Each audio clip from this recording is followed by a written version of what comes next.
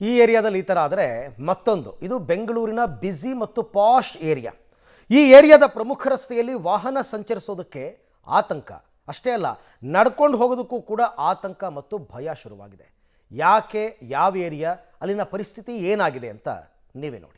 ಗಾಳಿಯೂ ಬೇಡ, ಮಳೆಯೂ ಬೇಡ, ಇದ್ದಕ್ಕಿದ್ದಂತೆ ಬೀಳುತ್ತಿವೆ ಮರಗಳು, ಕೊಂಬೆಗಳು. ಡೇಂಜರ್ ಝೋನ್ ಆದ ಇಂದಿರಾನಗರದ 100 ಫೀಟ್ ರಸ್ತೆ. ಮಳೆ ಬಂದಾಗ ಹಾಗೆ ಗಾಳಿ ಹೆಚ್ಚಾದಾಗ ಒಣಗಿರುವಂಥ ಅಥವಾ ಸತ್ವ ಇಲ್ಲದಂಥ ಮರಗಳು, ಕೊಂಬೆಗಳು ಬೀಳುವಂಥದ್ದು ಸಾಮಾನ್ಯ. ಆದರೆ ಇಂದಿರಾನಗರದ 100 ಫೀಟ್ ರಸ್ತೆ ಏನಿದೆ, ಈ ರಸ್ತೆಯಲ್ಲಿ ಇದ್ದಕ್ಕಿದ್ದಂತೆ ಮರಗಳು ಬೀಳ್ತಾ ಇದ್ದಾವೆ. ಯಾಕಂದರೆ ಅಷ್ಟರ ಮಟ್ಟಿಗೆ ಮರಗಳು ಒಣಗಿ ಹೋಗಿದ್ದಾವೆ. ಜೊತೆಗೆ ಅವು ಸತ್ವವನ್ನು ಕಳೆದುಕೊಂಡಿರುವಂಥ ನಿಟ್ಟಿನಲ್ಲಿ ಅವೆಲ್ಲವೂ ಕೂಡ ಡ್ಯಾಮೇಜ್ ಆಗಿ ಬೀಳ್ತಾ ಇರುವಂಥದ್ದು ಗಮನಿಸ್ಬೋದು. ಇಂದಿರಾನಗರದ 100 ಫೀಟ್ ರಸ್ತೆ ಸಾಕಷ್ಟು ಸಂಖ್ಯೆಯಲ್ಲಿ ವಾಹನಗಳು ಓಡಾಡ್ತವೆ, ಜನರ ಓಡಾಟ ಇರುತ್ತೆ. ಈ ಥರದ ಬ್ಯುಸಿ ರಸ್ತೆಯಲ್ಲಿ ಇದ್ದಕ್ಕಿದ್ದಂತೆ ಮರಗಳು ಬಿದ್ದರೆ, ಕೊಂಬೆಗಳು ಬಿದ್ದರೆ ದೊಡ್ಡ ಮಟ್ಟದ ಅನಾಹುತಗಳಾಗ್ತವೆ. ಆದರೆ ಇಲ್ಲಿಯವರೆಗೂ ಕೂಡ ಆ ಥರದ ಅನಾಹುತ ಆಗಿಲ್ಲ. ಅಂದರೆ ಮರಗಳು ಬೀಳ್ತಿದ್ದಾವೆ, ಕೊಂಬೆಗಳು ಬೀಳ್ತಿದ್ದಾವೆ, ಆದರೆ ಅನಾಹುತ ಅಂದರೆ ಮನುಷ್ಯರ ಮೇಲೆ ಬೀಳುವಂಥದ್ದು, ವಾಹನಗಳ ಮೇಲೆ ಬೀಳುವಂಥದ್ದು ಅದ್ಯಾವುದು ಕೂಡ ಆಗಿಲ್ಲ ಅದೃಷ್ಟವಶಾತ್. ನೀವು ಈಗ ನೋಡುತ್ತಿರೋದು ನಗರದ ಪಾರ್ಶ್ ಏರಿಯಾ ಎಂದು ಕರೆಸಿಕೊಳ್ಳುವ ಇಂದಿರಾನಗರದ 100 ಫೀಟ್ ರಸ್ತೆ. ಈ ರಸ್ತೆ ಯಾವಾಗಲೂ ಗಿಜಿಗುಡುವ ಏರಿಯಾ. ಈ ರಸ್ತೆಯಲ್ಲಿ ಸಂಚರಿಸಲು ಈಗ ಜನ ಭಯ ಪಡ್ತಿದ್ದಾರೆ.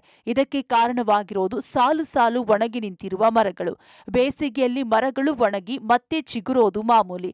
ಆದ್ರೆ ಈ ಇಂದಿರಾನಗರದ 100 ಫೀಟ್ ರಸ್ತೆಯಲ್ಲಿನ ಮರಗಳ ಕಥೆ ಬೇರೆ. ಇಲ್ಲಿ ಹಲವು ಮರಗಳು ಸತ್ವವನ್ನ ಕಳೆದುಕೊಂಡಿವೆಯಂತೆ. ಮಳೆ ಗಾಳಿ ಇಲ್ಲದಿದ್ರೂ ಮರಗಳು ಧರೆಗುರುಳುತ್ತಿವೆ. ಇದು ಜನರ ಆತಂಕಕ್ಕೆ ಕಾರಣವಾಗಿದೆ.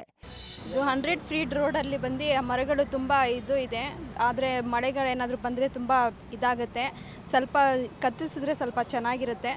ಇಲ್ಲಾಂದರೆ ಯಾರಾದ್ರು ಬೀಳಿದ್ರೆ ಒಂದು ಲೈಫ್ ಹೋಗುತ್ತೆ. ತುಂಬ ಒಣಗೋಗಿದೆ, ಯಾವಾಗ ಬೀಳುತ್ತೆ ಅಂತ ಗೊತ್ತಾಗಲ್ಲ. ಹೌದು, ಭಯನೇ ಆಗುತ್ತಲ್ವ. ಯಾಕಂದರೆ ಇವಾಗ ಮಳೆ ಕಾಲ ಬಂದಾಗ ಅವಾಗ ಏನು ಮಾಡ್ತಾರೆ, ಅಲ್ಲಿ ಮಳೆ ಜಾಸ್ತಿ ಬರ್ತಾ ಇದೆ, ಅದಕ್ಕೋಸ್ಕರ ಇದು ಮರ ಕೆಳಗಡೆ ನಿಂತ್ಕೊಳ್ಳೋಣ ಅಂದ್ಕೊಂಡು ಬಂದುಬಿಟ್ರೆ ಅವ್ರ ತಲೆ ಮೇಲೆ ಬಿಟ್ಟರೆ ಅವರು ಲೈಫ್ ಹೋಗುತ್ತೆ. ಅದಕ್ಕೋಸ್ಕರ ಅದನ್ನು ಸ್ವಲ್ಪ ನೋಡಬೇಕು.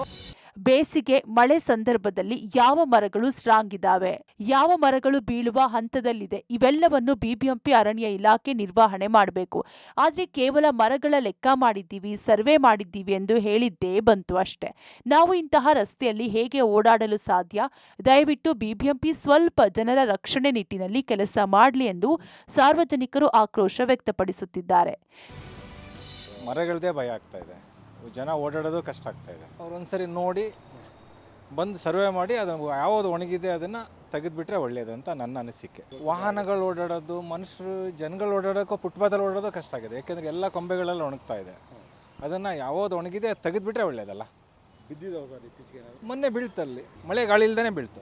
ಯಾವಾಗ ಬೀಳುತ್ತೆ ಅಂತಲೇ ಹೇಳೋಕ್ಕಾಗಲ್ಲ ಸರ್. ಆ ಥರ ಆಗ್ಬಿಟ್ಟು ಏನಾಗುತ್ತೆ ಅಂತ ಯಾರೂ ಊಹೆ ಮಾಡೋಕ್ಕಾಗಲ್ಲ. ಆಗಕ್ಕಿಂತ ಮುಂಚೆನೇ ಅವರು ಮುನ್ನೆಚ್ಚರಿಕೆ ತಗೊಂಡು ಮಾಡಿದರೆ ಒಳ್ಳೇದಂತ ನಮ್ಮ ಮನೆ. ಇನ್ನಾದ್ರೂ ಜಾಣ ನಿದ್ದೆಯಿಂದ ಬಿಬಿಎಂಪಿ ಅರಣ್ಯ ಇಲಾಖೆ ಏಳಬೇಕಿದೆ. ಅದೃಷ್ಟವಶಾತ್ ಇಲ್ಲಿಯವರೆಗೆ ಮರ ಕೊಂಬೆಗಳು ಬಿದ್ರೂ ಯಾವುದೇ ಅಪಾಯ ಹಾನಿಯಾಗಿಲ್ಲ. ಒಂದ್ ವೇಳೆ ಜನರ ಮೇಲೆ ಬಿದ್ರೆ ಯಾರು ಹೊಣೆ? ಕೂಡಲೇ ಸಂಬಂಧಪಟ್ಟವರು ಎಚ್ಚೆತ್ತುಕೊಳ್ಳಬೇಕಿದೆ. ಜನ ಅಂತೂ ಭಯಭೀತರಾಗಿದ್ದಾರೆ. ವಾಹನಗಳಲ್ಲಿ ಓಡಾಡೋದಕ್ಕೂ ಕೂಡ ಭಯ ಆಗುತ್ತೆ, ನಡ್ಕೊಂಡು ಹೋಗುವಂಥ ಸಂದರ್ಭದಲ್ಲಿ ಕೂಡ ಭಯ ಆಗುತ್ತೆ. ಒಟ್ಟಾರೆ ಈ 100 ಫೀಟ್ ರಸ್ತೆಯಲ್ಲಿ ಓಡಾಡೋದಕ್ಕೆ ಭಯ ಆಗುತ್ತೆ ಅನ್ನೋ ಥರದ ಬೇಸರವನ್ನು, ಒಂದು ರೀತಿಯ ಆತಂಕವನ್ನು ಅವರೆಲ್ಲರೂ ಕೂಡ ವ್ಯಕ್ತಪಡಿಸ್ತಾ ಇದ್ದಾರೆ. ಇನ್ನಾದರೂ ಸಂಬಂಧಪಟ್ಟಂಥ ಅಧಿಕಾರಿಗಳು, ಅಂದರೆ ಬಿಬಿಎಂಪಿಯ ಫಾರೆಸ್ಟ್ ಡಿಪಾರ್ಟ್ಮೆಂಟ್ನ ಅಧಿಕಾರಿಗಳು ಎಚ್ಚೆತ್ತುಕೊಳ್ಬೇಕಾಗಿದೆ. ಇಲ್ಲಿ ಪರಿಶೀಲನೆ ಮಾಡುವಂಥ ಕೆಲಸವನ್ನು ಶೀಘ್ರವೇ ಮಾಡಬೇಕು. ಇಲ್ಲಾಂದರೆ ಅನಾಹುತ ಆಗುತ್ತೆ. ಅನಾಹುತ ಆಗೋಕ್ಕೆ ಮೊದಲು ಬಿಬಿಎಂಪಿ ಅಧಿಕಾರಿಗಳು ಎಚ್ಚೆತ್ತುಕೊಳ್ಬೇಕಾದಂಥ ಅನಿವಾರ್ಯತೆ ಇಲ್ಲಿದೆ. ಕ್ಯಾಮ್ರಾ ಪರ್ಸನ್ ರವಿ ಜೊತೆಗೆ ಮಾದೇಶ, ನಿಖಲ್, ಪಬ್ಲಿಕ್ ಟಿವಿ, ಬೆಂಗಳೂರು.